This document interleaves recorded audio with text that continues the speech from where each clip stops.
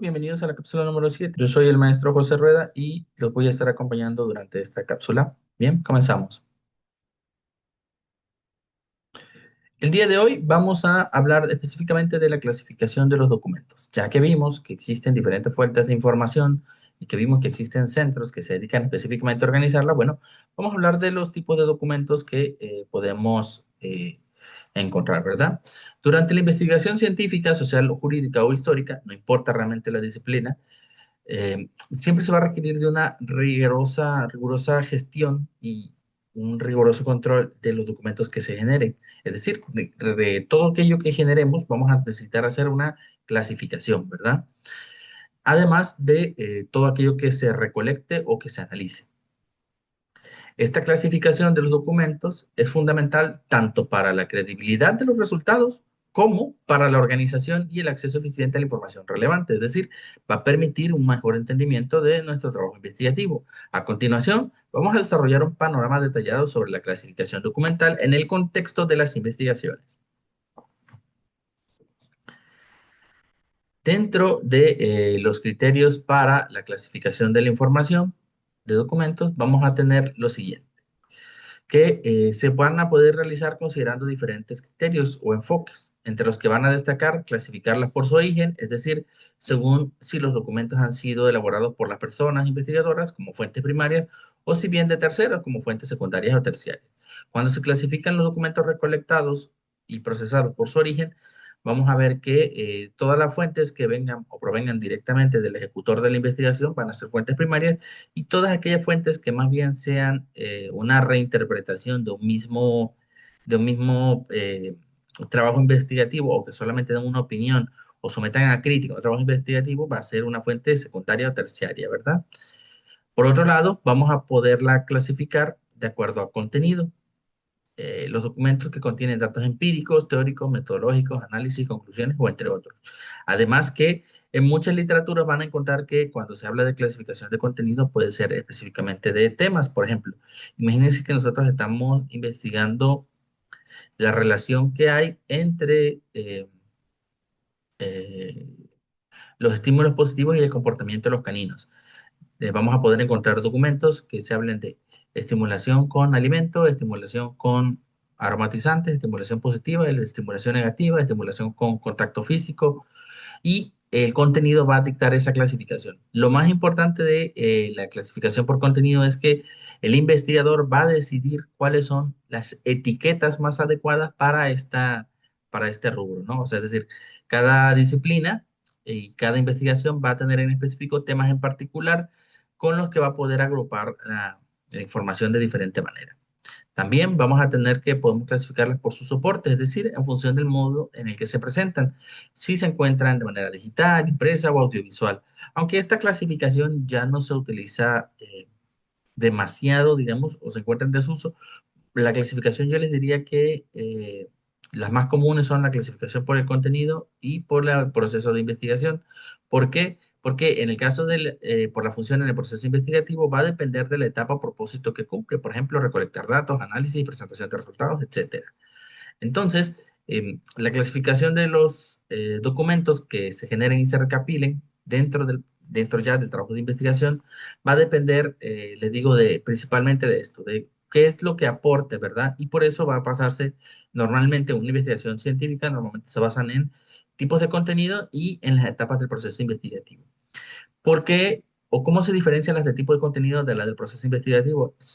La clave está en que la investigación normalmente empieza de una manera y a través de la recolección de datos suele sufrir pequeños cambios o ajustes. Y estos pequeños cambios o ajustes se reflejan precisamente debido al proceso investigativo. Por ejemplo, si inicialmente empezamos investigando una sustancia química presente en alguna planta, normalmente vamos a empezar hablando de la investigación sobre las plantas donde ya se sabe que se pudieron encontrar, es decir, que al principio de la investigación solo se consultaron fuentes donde estaban, por ejemplo, plantas con la mayor abundancia porque no sé, en otras plantas no es tan posible. Y sin embargo, como avanzó la investigación, se descubrió un método con el que se puede extraer de otras plantas y al avanzar la investigación y encontrar esa fuente o ese dato permitió añadir nuevas fuentes de información y por eso es tan importante, porque normalmente cuando empezamos una investigación pues conocemos menos del fenómeno y a medida de que vamos teniendo contacto con él, bueno, aprendemos de él y evolucionamos el conocimiento. Por eso se diferencian. La de contenido va básicamente a las ideas centrales de la investigación, pero la del proceso investigativo, si bien tiene que ver con las ideas, tiene más bien con cómo se transforma y no en la idea en su naturalidad. Por eso normalmente hay una clasificación mixta entre contenido y proceso de investigación. Dentro de la clasificación de la investigación, bueno, vamos a tener tres niveles. Lo primero, que son los registros primarios, que son aquellos que van a ofrecer información original y directa, muy similar, o específicamente recolectada de documentos primarios, ¿verdad? Como decíamos, cosas que se recolectan directo de la investigación, como registros, encuestas o resultados. Mientras que los secundarios van a ser el resultado del procesamiento de los elementos primarios, ¿verdad? Es decir, los documentos secundarios que recibamos van a pertenecer a las fuentes secundarias que consultemos y van a ser síntesis sobre todo de los datos primarios y van a incluir artículos, libros, monografías, ensayos críticos, entre otros. Y los terciarios básicamente van a ser una compilación u organización, es decir, las fuentes terciarias, ¿verdad? Sin embargo, estos normalmente se citan o los terciarios normalmente se van a citar como un elemento adicional de consulta y no como una fuente en sí, ¿no? O no como una fuente en particular, sino va a decir, por ejemplo, en lugar de citar específicamente la base de datos, pues se cita directamente el documento al que hace referencia, ¿verdad? Dado que la base de datos per se no nos va a proporcionar ningún valor añadido. Luego podemos clasificarla según el proceso con el que intervenga o en el que se genera. Por ejemplo, en la planificación, cuando se va haciendo los protocolos de investigación, lo que hablábamos, cuando se elaboran los anteproyectos y desconocemos un poco pues vaya, conocemos un poco todavía del tema y que requiere, digamos, una base para empezar a generar la idea, ¿verdad? Para proponer la idea. En la ejecución o clasificado también tenemos los documentos de ejecución que van a ser los que provengan de fuentes primarias y de un procesamiento inicial de los documentos recolectados en la planificación. De ahí los documentos de análisis y resultados que van a ser que ya que tenemos las referencias y ya tenemos documentos de la investigación, bueno, las semejanzas, patrones que se puedan encontrar se van a reflejar mediante tablas de concentración, gráficos, bases de datos, informes y reportes parciales, que van a permitir de alguna manera analizar los resultados que se han obtenido hasta esta hora en la investigación. Y por último, la generación en difusión, que básicamente van a ser los documentos que se generen ya para transmitir los resultados de las investigaciones. Por último, tenemos la clasificación por medio, formato o uso, que va a atender específicamente al lugar donde se presenten, por ejemplo, como medios impresos, que van a ser todos aquellos documentos que se generen en papel o que estén escritos en un libro o que se encuentren en revistas, folletos o planos específicos que se hayan consultado o generado durante la investigación. Los documentos digitales que van a responder a los repositorios digitales, como su nombre lo dice, como bases de datos, presentaciones, páginas web, documentos de Word, hojas de cálculo o cualquier otro recurso digital o que se haya elaborado por medio de software. Los audiovisuales que van a responder a fotografías, grabaciones, audio y videos, presentaciones multimedia u otros.